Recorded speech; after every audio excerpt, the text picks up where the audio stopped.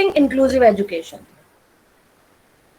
Inclusive education को access करना, उस तक पहुंच, उसके अंतर्गत कई सारे टॉपिक्स दिए हैं जिसको हम वन बाय वन कवर करेंगे। तो जो पहला सब यूनिट है सेकेंड यूनिट का, वो है fundamental elements of inclusive school. Fundamental elements का मतलब मौलिक तत्व, समावेशी विद्यालय के मौलिक तत्व। डालिए हेडिंग सब लोग, समावेशी विद्यालय के मौलिक तत्व।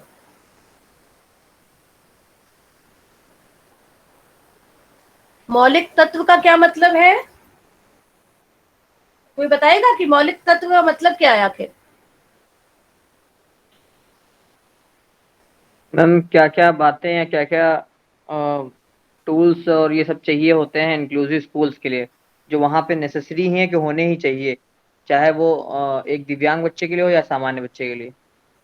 ओके, ठीक है। और कोई कुछ बताना चाहता है मौलिक तत्व के बारे में?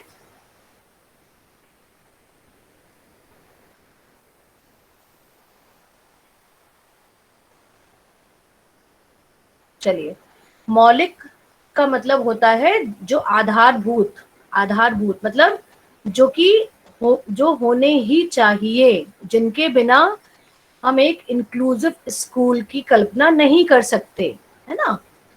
इस तरह के, इस तरह की सामग्रियां, इस तरह के उपकरण या इस तरह की करिकुलम, पाठ्यक्रम, जिसके बिना हम एक समावेशी विद्यालय की कल्पना नहीं कर सकते, जो कि बिल्कुल फंडामेंटल होते हैं, जो कि बहुत आवश्यक तत्व होते हैं।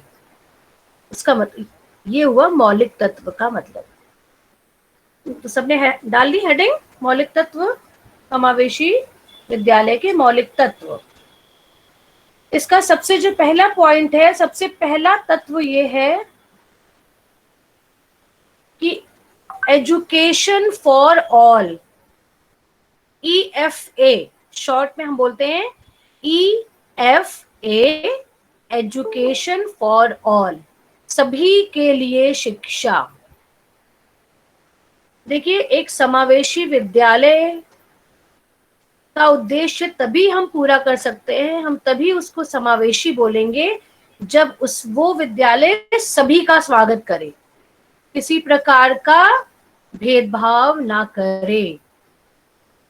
ठीक है, तो एजुकेशन फॉर ऑल के अंतर्गत ही मैंने आपको पहले जो बताई थी एक पॉलिसी, क्या नाम बताई थी? Zero rejection policy. ठीक है, यस, जीरो रिजेक्शन पॉलिसी, ये एजुकेशन फॉर ऑल के अंतर्गत ही आती है, जो कि सर्व शिक्षा अभियान में, जिसको हमने बात की थी आपसे। ठीक है, कि एक भी बच्चे को हमें रिजेक्ट नहीं करना है शिक्षा से, एजुकेशन फॉर ऑल, इसकी हमने बात की थी।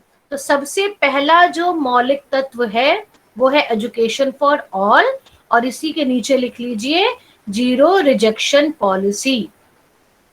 किसी भी बच्चे को शिक्षा के लिए हम मना नहीं कर सकते,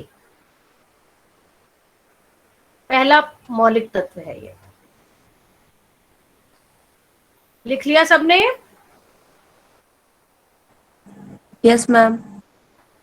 यस मैम। ओके, उसके उसके बाद अगला जो मौलिक तत्व है वो है चाइल्ड सेंटर्ड करिकुलम।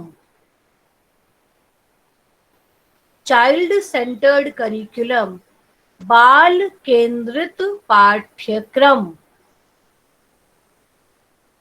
इसमें लिखिए, इस पॉइंट में 2 लाइन लिख लीजिए। समावेशी शिक्षा में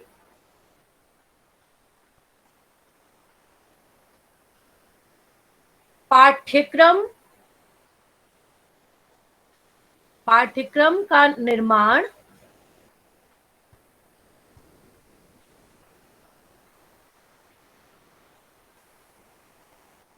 बाल केंद्रित होना चाहिए।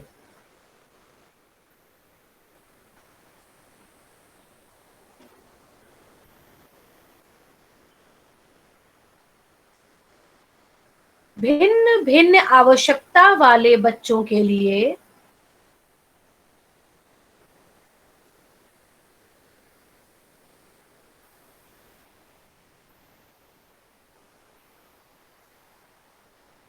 विद्यालय में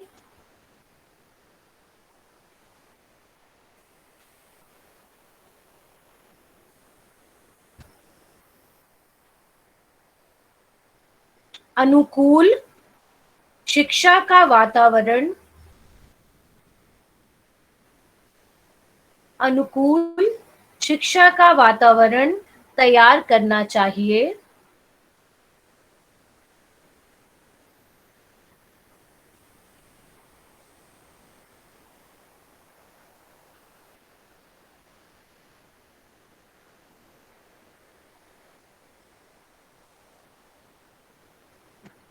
जिससे जिससे सभी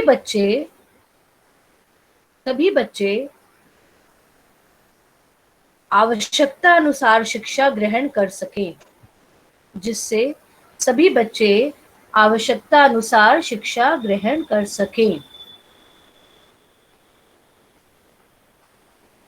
इसका ये मतलब हुआ कि जब भी समावेशी शिक्षा में हम पाठ्यक्रम बनाएं किसी भी विषय के बारे में पाठ्यक्रम का निर्माण करें, उसमें विषय वस्तुओं का जब हम समावेश करें उस पाठ्यक्रम में, तो ऐसी विषय वस्तु होनी चाहिए जिसमें सारे बच्चों को ध्यान में रख के बनाई जाए, चाहे वो सामान्य बच्चे हों चाहे वो विशेष बच्चे हों। उनकी जो आवश्यकताएं हैं, विशेष आवश्यकताएं हैं, उनको हमेशा ध्यान में रख के ही पाठ्यक्रम का को बनाया जाए और विद्यालय का वातावरण भी इस तरह से तैयार किया जाए जो सबको समान रूप में लेके आगे बढ़े। तो ये बहुत महत्वपूर्ण मौलिक तत्व है एक समावेशी विद्यालय का, बाल केंद्रित पाठ्यक्रम। अगला जो महत्वपूर्ण तत्व है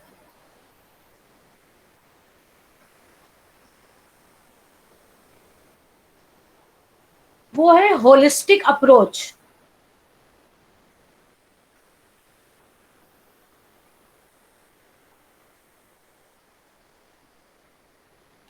होलिस्टिक अप्रोच का मतलब सर्वांगीण विकास।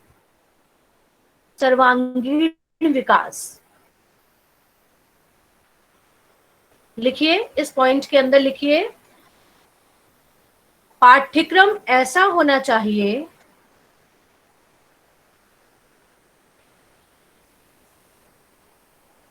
जो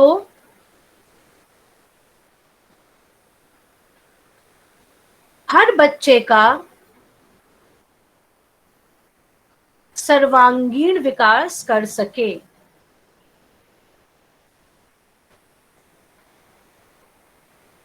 सर्वांगीण विकास कर सके मतलब ऑल राउंड डेवलपमेंट, इंग्लिश में जिसको बोलते हैं।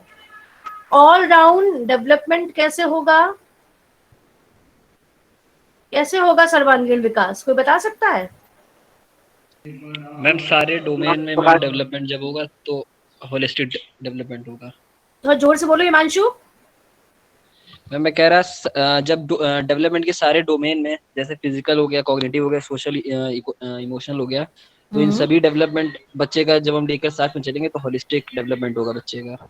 ओके, ठीक है कि इन्होंने बोला कि जब हम हाँ बोलो। ये भी कह सकते हैं कि पाठ्यक्रम में हम जैसे कि उसको म्यूजिक है, फिर मतलब कल्चरल एक्टिविटीज हैं और गेम्स हैं, स्पोर्ट्स हैं, और पढ़ाई के अलावा भी मतलब हर एक एक्टिविटी में भी इन्वॉल्व करना चाहिए। Very good. यस, तो सर्वांगीण विकास बच्चे का कब होता है? जब उसको करिकुलर एक्टिविटीज के साथ साथ हम को करिकुलर एक्टिविटीज और एक्स्ट्रा करिकुलर एक्टिविटीज में भी इन्वॉल्व करें, है ना? तो और उसके हर डोमेन के ऊपर अटेंशन दे, जैसा कि हिमांशु ने बताया कि हम उसके कॉग्निटिव लेवल के बारे में भी देखें, ठीक है, उसके इमोशनल जो लेवल है उसको भी एड्रेस करें और उसको हर तरह की एक्टिविटीज में शामिल करने का मौका दें। करिकुलर एक्टिविटीज का मतलब जो पठन पाठन की एक्टिविटीज होती हैं वो उसको हम बोलते हैं करिकुलर एक्टिविटीज, ठीक है। और जो हमारी को करिकुलर एक्टिविटीज और एक्स्ट्रा करिकुलर एक्टिविटीज होती हैं, पाठ्य सहगामी क्रियाएं, उनमें भी वो भी हमारे पाठ्यक्रम का एक मुख्य अंग होना चाहिए, जिससे बच्चा हर तरह से अपना विकास कर सके।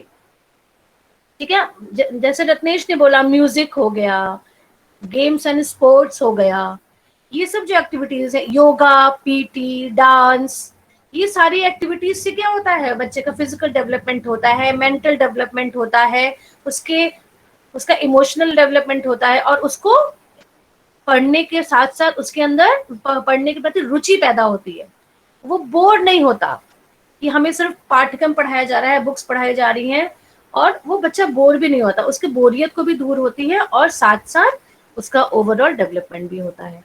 ये तो बात हुई करिकुलर और को करिकुलर एक्टिविटीज की।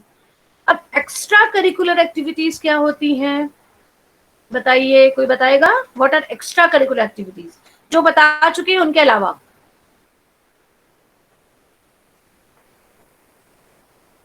एक्स्ट्रा करिकुलर एक्टिविटीज हम किन्हें कहेंगे बच्चों? कोई भी बताइए। यस, आश्रित मौर्य।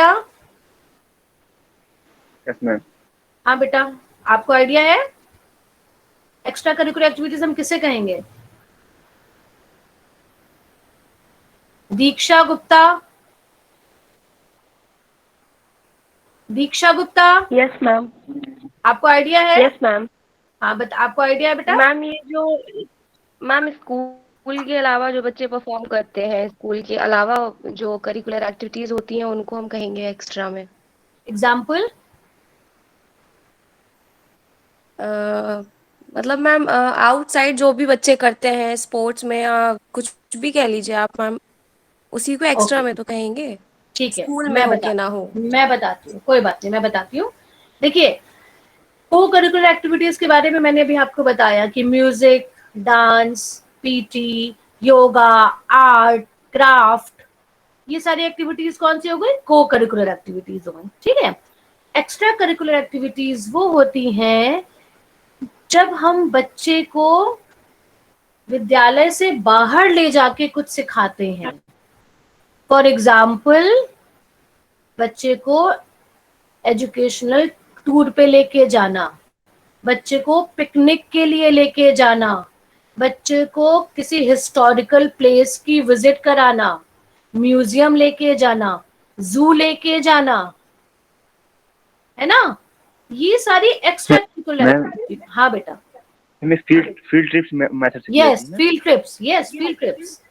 ठीक है, तो ये सारी फील्ड ट्रिप्स होती है ना, कि स्कूल के, जो स्कूल का हमारा प्रीमाइसेस है, कैंपस है, उसके बाहर भी बच्चों को लेके जाना और वहां बच्चों को कुछ सीखने का मौका देना। जैसे किसी मॉल में लेके जाना, या किसी शॉप पे लेके जाना, खरीदारी करवा देना। यहाँ हम स्पेशल बच्चों की अगर बात कर रहे हैं, ठीक है, किसी स्टेशन पे ले जाके उनको टिकट कैसे लेना है इसके बारे में बताना। तो इस तरह के जो उनको लर्निंग कराई जाती है, दूसरी जगहों पे ले जाके, ठीक है, उनको हिस्टोरिकल प्लेसेस ले जाके वहां के बारे में बताना, अपनी हिस्ट्री के बारे में जानकारी देना, म्यूजियम जैसी जगहों पे ले जाना जहाँ वो सामने देख सकते हैं कि कौन कौन सी ऐसी पुरानी चीजें होती हैं जो कि पहले थी। तो इस तरह की जो जानकारियां हम बच्चों को प्रदान करते हैं स्कूल कैंपस से बाहर, उसको हम कह सकते हैं they are extracurricular activities. तो आप सोचिए कि अगर हम बच्चों को करिकुलर एक्टिविटीज तो पढ़ा ही रहे हैं क्लास में, उनके पास बुक्स हैं, सब्जेक्ट्स हैं, सब्जेक्ट टीचिंग हम कर रहे हैं, साथ साथ हम उनको को करिकुलर भी एंगेज कर रहे हैं, music, dance, art, craft etcetera. उसके अलावा जब हम उनको और ज्यादा उनको लर्निंग करा रहे हैं कैंपस के बाहर ले जाके, इन माध्यमों से, फील्ड ट्रिप्स के माध्यमों से, तो क्या बच्चे का, हम कह सकते हैं ना कि अब बच्चे का ऑलराउंड डेवलपमेंट हो रहा है। तो समावेशी शिक्षा में ऑलराउंड डेवलपमेंट जो है एक बहुत बहुत इंपॉर्टेंट फंडामेंटल एलिमेंट है, मौलिक तत्व है। ठीक है, तो ये हमारा फंडामेंटल एलिमेंट है। तो अभी आपने क्या लिखा है, क्या लिखा था एक लाइन? पाठ्यक्रम ऐसा होना चाहिए जो हर हाँ हर कोई बच्चे का हाँ सर्वांगीण विकास कर सके। कर सके, बस इतना लिखा था ना, ठीक है। इसके आगे लिखिए, इसीलिए इसीलिए पाठ्यक्रम में इसीलिए पाठ्यक्रम में करिकुलर एक्टिविटीज के साथ कौन कौन सी एक्टिविटीज, को curricular activity and extra curricular activities भी होनी चाहिए।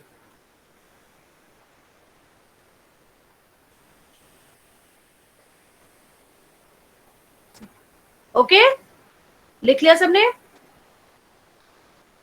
नाउ अगला जो मौलिक तत्व है, नेक्स्ट मौलिक तत्व जो है वो है इक्वलाइजेशन ऑफ अपॉर्चुनिटीज।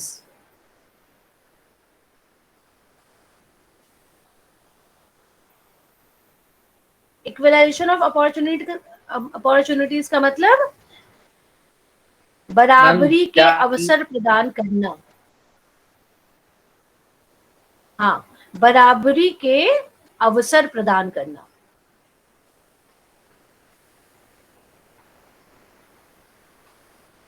ठीक है, मतलब चाहे वो सामान्य बच्चा हो, चाहे वो विशेष बच्चा हो, कोई भेदभाव नहीं करना है। सारे बच्चों को हर तरह की क्रियाओं में बराबरी के अवसर देने चाहिए।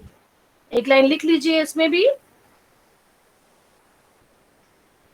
सभी बच्चों को बिना किसी भेदभाव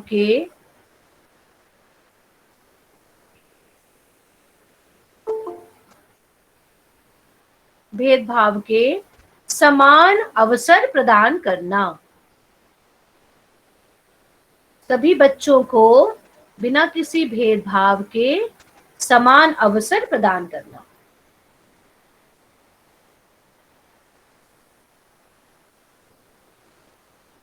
उसके बाद जो नेक्स्ट हमारा मौलिक तत्व है वो है करिकुलम एडेप्टेशन।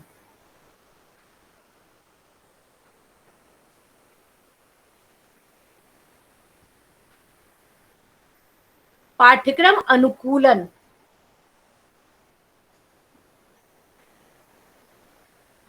पाठ्यक्रम अनुकूलन का मतलब ये होता है कि बच्चे के आवश्यकता के अनुसार पाठ्यक्रम में संशोधन करना। ठीक है, पाठ्यक्रम अनुकूलन में हम जो भी बच्चा हमारे क्लास में है उसके अनुसार हम पाठ्यक्रम उसके लिए सहज बनाने के लिए, सुलभ करने के लिए पाठ्यक्रम में थोड़ा बहुत चेंजेस करते हैं, जिससे सारे बच्चे उस पाठ्यक्रम को आसानी से सीख पाते हैं। तो पाठ्यक्रम में अनुकूलन करना भी एक बहुत इंपॉर्टेंट मौलिक तत्व है। ये जो टॉपिक है पाठ्यक्रम अनुकूलन, ये आपको अगले यूनिट में बहुत डिटेल में है, वो मैं अच्छे से आपको बताऊंगी कैसे किया जाता है। अभी फिलहाल आप इतना ही लिख लीजिए कि आवश्यकता अनुसार पाठ्यक्रम में अनुकूलन करना चाहिए।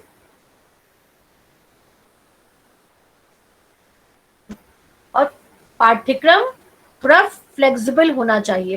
पाठ्यक्रम में को हम बहुत ज्यादा ये नहीं कि बिल्कुल उसको हम चेंज ही नहीं कर सके, थोड़ा उसमें लचीलापन होना चाहिए। पाठ्यक्रम में फ्लेक्सिबिलिटी होनी चाहिए कि हम उसको आवश्यकता अनुसार चेंज कर सके। बहुत रिजिड नहीं होना चाहिए पाठ्यक्रम। ओके, नेक्स्ट पॉइंट लिखिए इसमें, बैरियर फ्री एनवायरनमेंट, बाधा मुक्त वातावरण।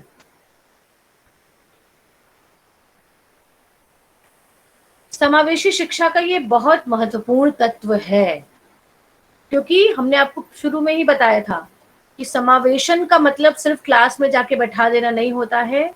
बच्चों, जो भी संसाधन बच्चों को चाहिए और जो भी बैरियर्स हैं उस विद्यालय में, उन बैरियर्स को हटा के ही हम समावेशी शिक्षा को चरितार्थ कर सकते हैं। तो बैरियर फ्री एनवायरनमेंट अगर हम विद्यालय में रखेंगे, तभी वो एक समावेशी विद्यालय सही मायने में एक समावेशी विद्यालय हम उसको कह सकते हैं, barrier free environment. Next point लिखिए,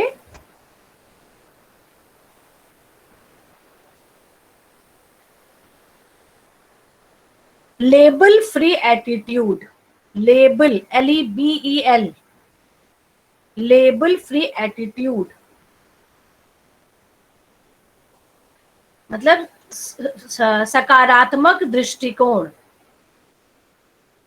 लेबल फ्री का मतलब होता है कि हम ये ना कहें कि ये बच्चा सकलांग है, ये बच्चा दिव्यांग है, ये तो गरीब है, वो अमीर है। मतलब हम बच्चे को उसकी जाति से, उसके आर्थिक स्तर से, उसकी दिव्यांगता से कभी भी लेबल ना करें, कभी भी उसको संबोधित ना करें। ठीक है, हम बोले सब बच्चों को उसके नाम से बुलाएं, और कभी भी ये ना कहें कि ये बच्चा HI है, या ये बच्चा गरीब है, ये दृष्टिबाधित है, ये ऑर्थोपेडिकली हैंडिकैप। मतलब सब बच्चे को लेबल नहीं करना चाहिए। ये एक बहुत इंपॉर्टेंट मौलिक तत्व है। हर बच्चे को समान रूप से देखना चाहिए और उनको उनके नाम से ही बुलाना चाहिए। नाम के साथ कुछ और जोड़ना नहीं चाहिए, कोई पहचान नहीं जोड़नी चाहिए उनकी, किसी भी तरह का लेबलिंग नहीं करनी चाहिए।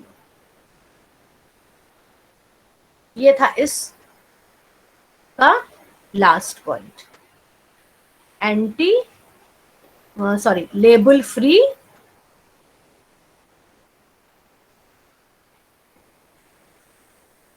एटीट्यूड। मतलब हमारा ऐसा एटीट्यूड होना चाहिए, ऐसा दृष्टिकोण होना चाहिए कि हम बच्चे को उसकी विकलांगता से नहीं पहचाने, उसके आर्थिक स्तर से ना पहचाने, बल्कि उसकी कार्यों से पहचाने, उसके कौशलों से पहचाने, उसके व्यवहार से पहचाने।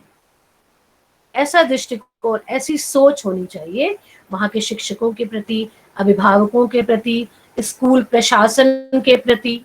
ऐसा दृष्टिकोण हमें अपनाना चाहिए, तभी जो है वो समावेशी स्कूल वास्तव में एक समावेशी स्कूल हम कह पाएंगे। ठीक है, तो ये कुछ मौलिक तत्व थे जो कि एक समावेशी स्कूल में वो समावेशी कहने के लिए अति आवश्यक है। तो मेरे ख्याल से आप सब लोगों को क्लियर हो गए होंगे सारे पॉइंट्स। अगर किसी को किसी पॉइंट में कुछ परेशानी है, पूछना चाहते हैं, तो आप मुझसे पूछ सकते हैं।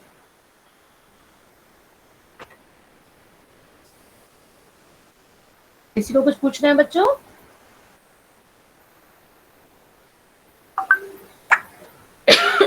No ma'am.